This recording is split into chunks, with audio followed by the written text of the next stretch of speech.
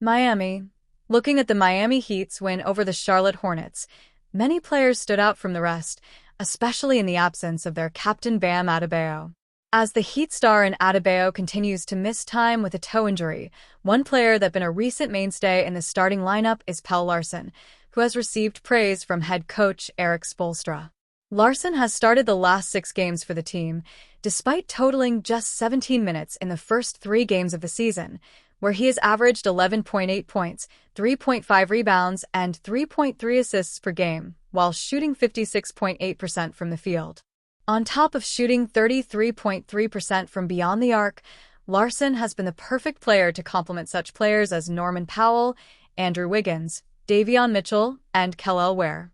In the win over the Hornets, Larson scored 19 points in making 8 of his 11 shots from the field, contributing on offense in ways that don't need the 24-year-old to hog any opportunities. Spoelstra would explain to Clutch Points how Larson has lineup versatility. "I think that is a great skill that he has. He can fit in with any lineup," Spoelstra said. "So that type of lineup versatility, you can plug and play, but you feel fully comfortable as a coach, throwing him in the starting lineup, even though he wasn't in the rotation, or he really can boost the second unit. He can boost middle units in the second quarter," Spoelstra continued. "We do have depth, and that's something we want to lean into. But the two-way play really helps us. He'll continue to improve with his offensive skill set. But I just like the fact that he complements a lot of different lineups." Heat's Pel Larson on his inclusion in the starting lineup. With the Heat's new and improved offense, running a faster style, relying less on pick and rolls, and more of a free-flowing philosophy, Larson has bought into the system 10%. Though Larson offensively has been the perfect piece around the stars in the starting lineup, he also provides defensive intensity, one that fits the physicality that Miami thrives off of, with it being a usual sight of him putting his body on the line for a loose ball or trying to force an offensive foul from opponents. Whatever the role may be, Larson would say after Friday's game that there isn't much of a difference besides extended minutes. "No, I'm just playing more minutes, so getting more opportunities," Larson said. "And then trying to show what I can do with those opportunities." There's no denying that Friday's victory over the Hornets was an emotional one, as it came a day after Spoelstra's house went through a devastating fire, and Larson admitted that the team wanted to get a win for their coach. "Just glad that Spoelstra is still able to, come spend time with us and that everyone is healthy and no one got hurt, so that's great," Larson said. "And yeah, it was definitely we wanted to get a win for our coach today, so it was good to be able to perform when we wanted to do that."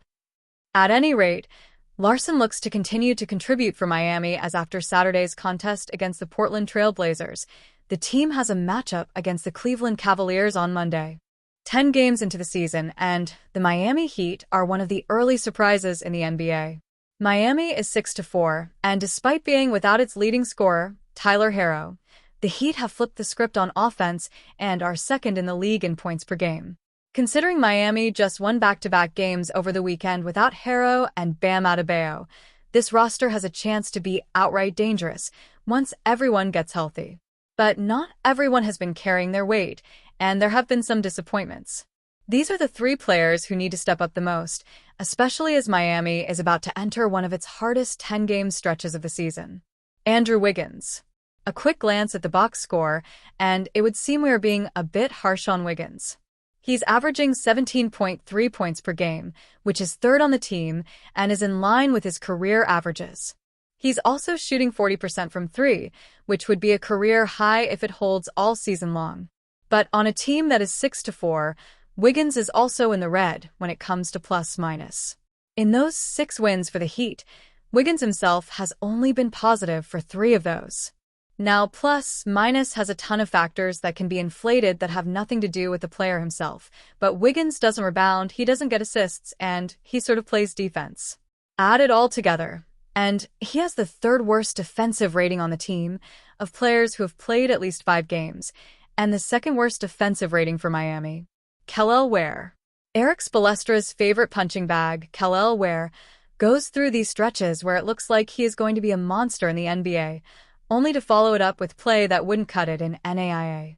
Much of the struggles from a perception issue is that Ware just looks too passive at times when it comes to rebounding and protecting the rim, and the metrics bear that out.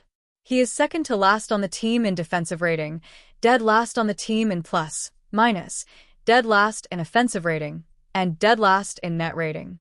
Nikola Jovic. He is coming off a monster night against Portland, so it may seem unfair to have him on this list. His defensive rating is quite good, and he has shown an ability to hold the fort down at center with Bam out.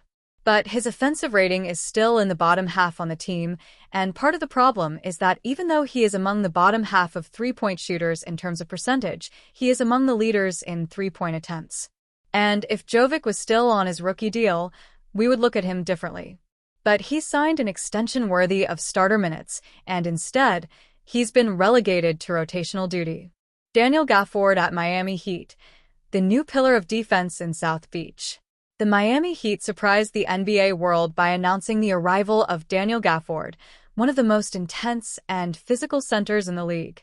Known for his energy, drive, and dominant presence in the paint, Gafford arrives to strengthen coach Erik Spoelstra's defensive system, who has always valued players with determination, commitment, and collective spirit, exactly the profile of the new reinforcement.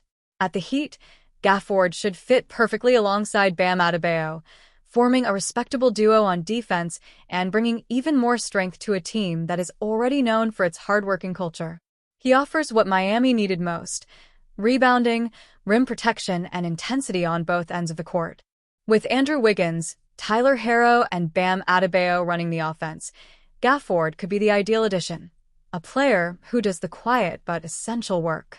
His presence should help the Heat maintain their competitive pace in the East and continue to be one of the most feared teams come playoff time. Daniel Gafford in Miami is not just a signing, it is a move that reinforces the Heat's DNA: intensity, defense, and overcoming.